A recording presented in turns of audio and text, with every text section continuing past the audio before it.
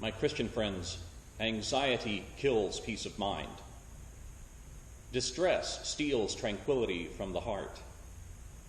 And fear betrays both courage and hope.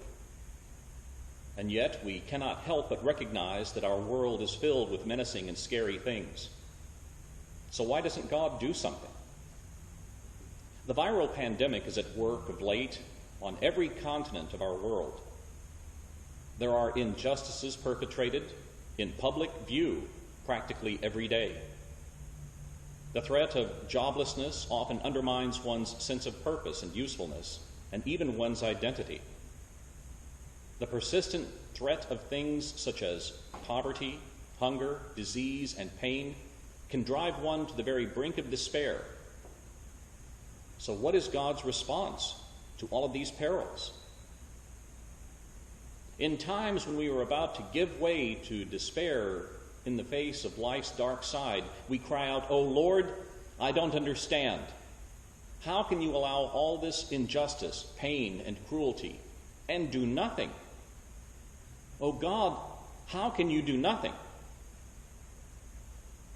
And yet, my Christian friends, it is in the midst of such despair that I often hear a tiny voice from within.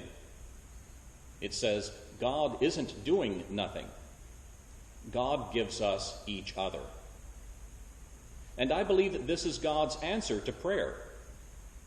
God put us here and gave us each other to make a difference in this imperfect and too often broken world. This world in which God has placed us is not someone else's problem to address. It is my problem. It is yours. God does not just leave us to our circumstances. God has given us the responsibility to follow new and challenging paths and to do loving and affirming things.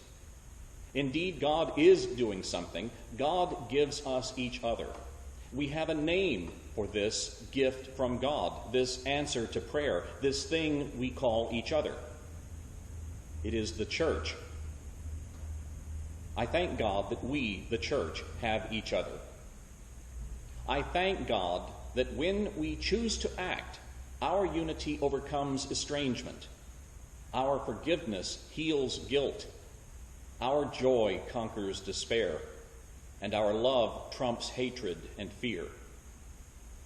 Indeed, this is faith. This is stewardship. It is the church choosing to act. It is the church accepting responsibility to make Christ's love known.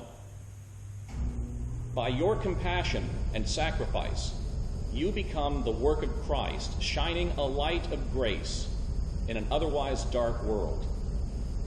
It is in your generosity in both charity and service which demonstrates the self-offering of Jesus Christ.